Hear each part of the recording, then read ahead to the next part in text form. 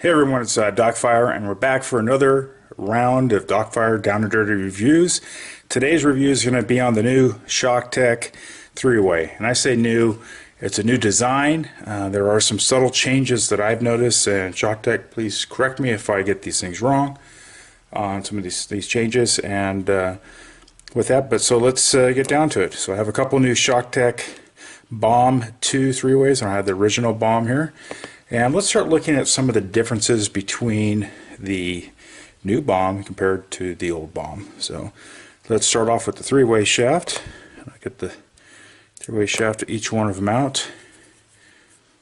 And I'm going to bring this up into focus. If you look, the top one is the new 3-way Bomb2 shaft, and the bottom one is the standard Bomb shaft. And essentially, they're identical in O-ring spacing. Nothing's changed there. I'll get things over in the other hand here.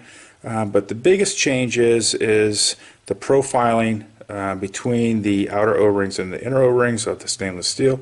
On the new ones, it's this concave milling. And I'm going to try to bring this down and zoom in here. There we go. You see that concave milling comparative to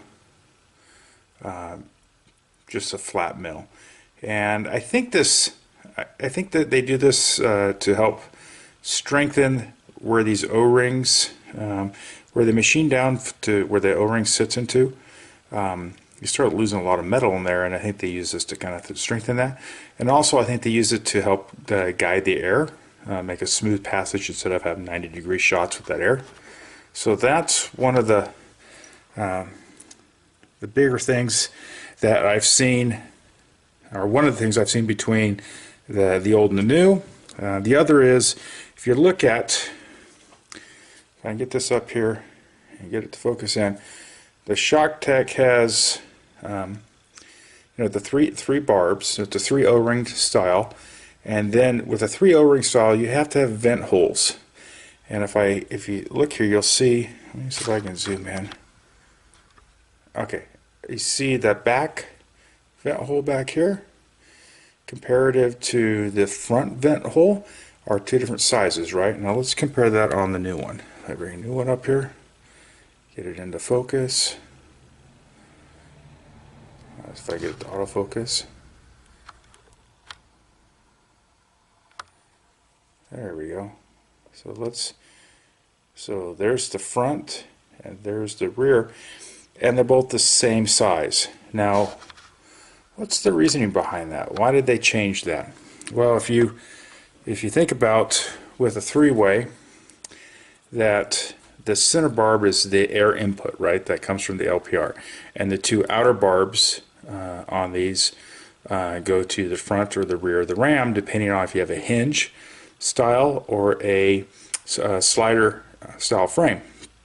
On a slider style frame, which is a standard frame, where these were initially intended for, is the rear barb goes to the rear barb on the ram, and the front barb goes to the front barb on the ram. And so when the ram, when you pull the switch back, it activates the front barb. So when you pull the trigger back, it puts pressure to the front barb and pushes that ram back to recock the gun, right? What essentially is when you release that trigger, that shaft moves forward. Basically, the O-ring passes. I'll just put this up here. So when it's going back, look at the center O-ring. I gotta zoom in, guys. So the center O-ring is in that position at rest. When you pull the trigger, it's gonna cross over that center barb and transfer that air to the front barb and push the ram back. And when you release the trigger, it's going to move that forward and put pressure in the back barb. Now, the reason why you have vent holes here, if you don't have QEVs, which most rams don't come stock with those, is that air has to vent out. So if I pulled the trigger and the ram is pushed back, cocking the gun, and there's air trapped in the front of that ram, when I move this O-ring back and that ram closes, it's got to push that air back down that front barb of that ram, out the front barb, into the front barb of the three-way, and then it gets trapped in here. And so what the idea is, if I can get this up here, is see when it closes, that front O-ring here passes that little tiny vent hole, and there's multiple vent holes on here, and allows that air to escape out those vent holes. And so I think the kind of intent behind that originally with the first Bomb 1s on the slider was to slow down how fast that ram closed. So if you had smaller holes up here, it would restrict the airflow of that ram closing, and it's quintessentially slowing it down. I think they did that. And ShockTech, you guys can weigh into here, here's a ShockTech, an old ShockTech bolt. I don't know, Superfly, I don't know what they call this one. I can't remember names of stuff like that, guys. So anyway, and they didn't have O-rings in these, and these were sharp on these edges, or not sharp, they just were, you could clip a ball rather easy, but they were designed to cup a ball. After the ball dropped into the chamber, they cupped the ball really nicely, and then they produced a nice path of air around that ball or behind it. And I think if they can slow down that closing of that bolt just a little bit, the idea by having those smaller holes, it would reduce the risk of chopping a ball that doesn't make all the way down there. With today's modern loaders and stuff like that, that's not necessary. And if you were to put this on a hinge, it would work in complete opposites. So essentially you would have on the closing side of the ram venting out these larger holes in the back. So I think that's why they made that change. So those are, you know, outside of some milling features, the barbs, let me get this up here. I can line these all up. The barbs are all in the same location. And so that's all the same. Three ways, the O-rings are in the same location. Now the O-rings they use, they say they're a proprietary O-ring. Sure, great. What they are, I don't know. It kind of stunk when the company went out of business, or didn't go out of business, closed the doors. They didn't go out of business and close the doors, and then, you know, to try to get a whole bunch of these was kind of tough. You could email them and they would send you stuff. I've done that a couple times back in the day, but quintessentially they had a quote-unquote proprietary O-ring, and so you could utilize a 003 O-ring and it made it a little snugger in there, and you could use a worn 003 or wear down one prematurely by sanding it, and it would be a little smoother. And that's a lot of people did that. These were, back in the day, this was my go-to three-way. I love this three-way. It worked flawlessly. Out of two three-ways, the other three-way I loved with the old A&S. A lot of people didn't like them. Phenomenally quick, smooth three-way. Worked great. But anyway, we're here to talk about this. So, proprietary O-ring, I always recommend going with manufactured parts to keep consistency. But if for whatever reason you need to not go with factory parts, 003 S70 FDA silicone. I don't get anything from the O-rings, just wired by O-rings. You can get silicone O-rings anywhere. The durameter is a 70 durameter, and it's a silicon. So this is a red silicon. I've swapped these out with these brand new ones. They feel exactly the same. So save yourself a little money. This cost me maybe $5 for O-rings, so it'll last me the rest of my life, and comparative to $5 for 3 of them.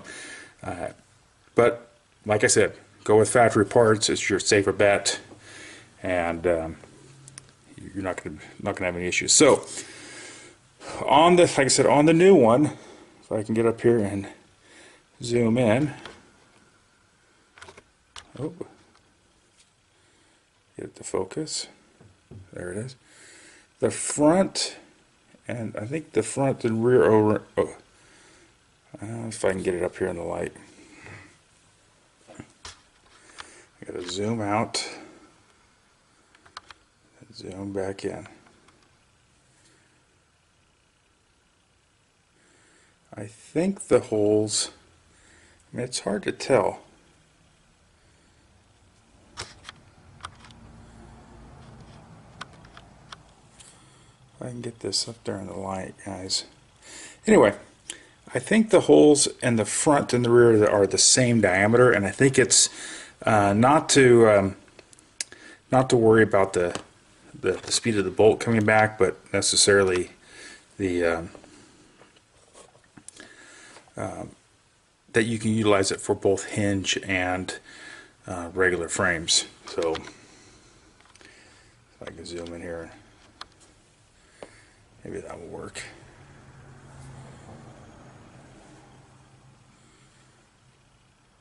Let's see. I gotta pull the. You know what? I think it's if I pull this out, it's a little easier to see the hole. I think the holes are the same diameter, folks.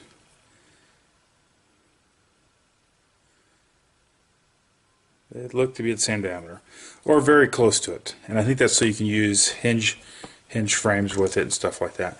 So all in all, not much change. When I start, one thing I remember about old bombs, the old bombs, is that how smooth they were. And I have to say, and I don't, let me put a little lubrication on these.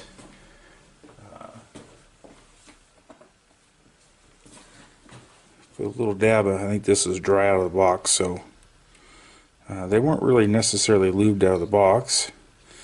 Not the end of the world. I'm going to, if you're not lubing this stuff before you put it in, then shame on you, right? So, in all reality, I can definitely feel the friction, but it's not the end of the world. It's very nice and smooth, a nice smooth pull. I have heard reports. Actually, I've heard reports, and I've actually felt one, and I think it's because of two things. The last time I played, I was reviewing the gunfighter frame at the field. There's a gentleman there that had a gunfighter frame. He bought the whole kit, right? So he got the frame, the 3-way actuating rod, and the Bomb2. And his bomb was sticky. I mean, it was tight.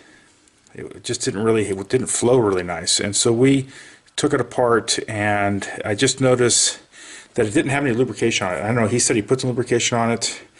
I use Tech T, like a Tech T. That was some silicone right there, oil. But this Tech T stuff works really good.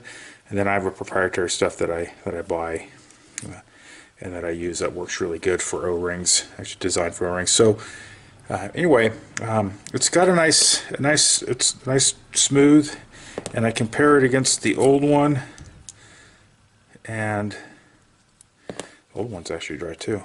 A little lubrication on it. I think I just put these O-rings on, and honestly, the old one's a little smoother, but I'm not going to feel that. It's still pretty good. So all in all,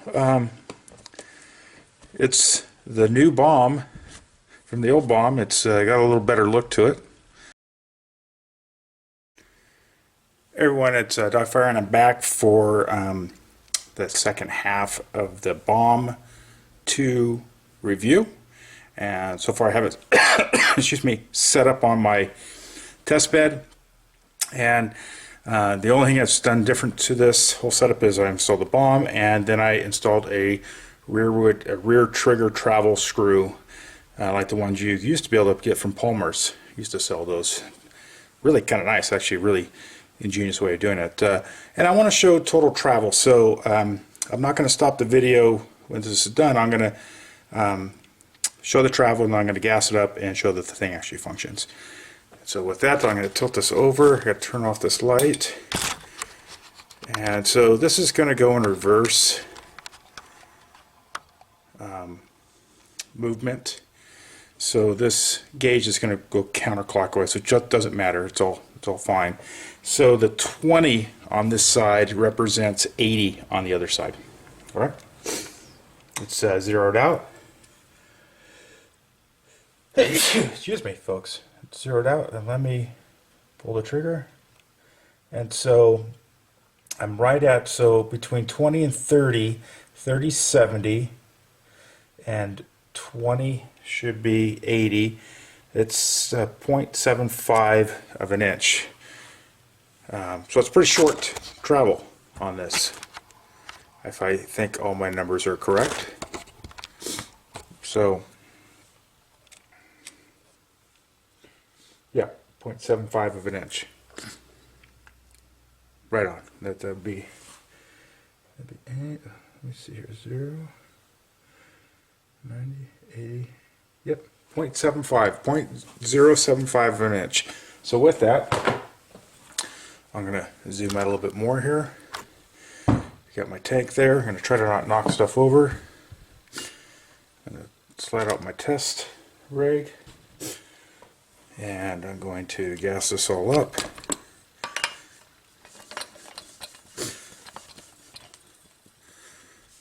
Alright.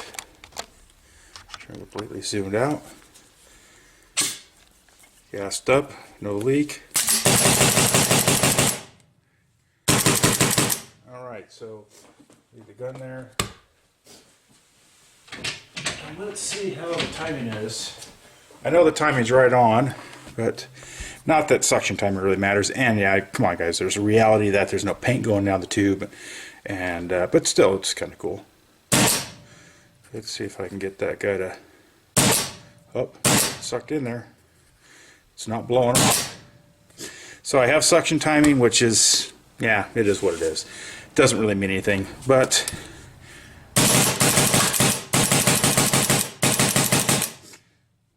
operates pretty good. So with that, so an A&S frame, no slop in the, let me zoom in here. An A&S frame, no slop in the trigger plate. I have an A&S coupling rod, although this one lost a little nylon to that screw, which makes it really nice for adjusting. The Bomb 3-way, set at 75 psi on the LPR and 320 on the HPR, which doesn't really matter. I have a rear travel stop. Got a little bit of a leak there, just barely. You can hear it, so I could probably come out on this rear travel stop. Just a red, there we go. Fixed. Oh, a little short stroke there, it may have been me. It was. So, I mean, this is right on edge. Everything's right on edge on this. So I came out on that screw, so I lengthened that screw just a little bit. It's really fine threads. So I would probably have to say that I'm at 0.80 or 0.08, which is right around 2mm pull. So A&S frames, guys, don't buy up my stock out there. I love them. But we're not here to talk about that. Talk about the Bomb 3-way. Functions flawlessly. It's working good. I don't see any issues. Is this something that I'm going to go buy more of? Yeah, it's a good 3-way.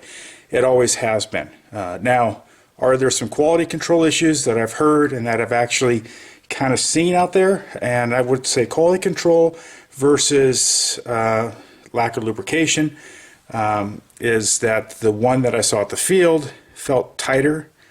And I don't know if it's just the diameter, inside diameter of the 3-way body, if it's they've machined it a little differently, or if it's the fact there was just no lubrication on it.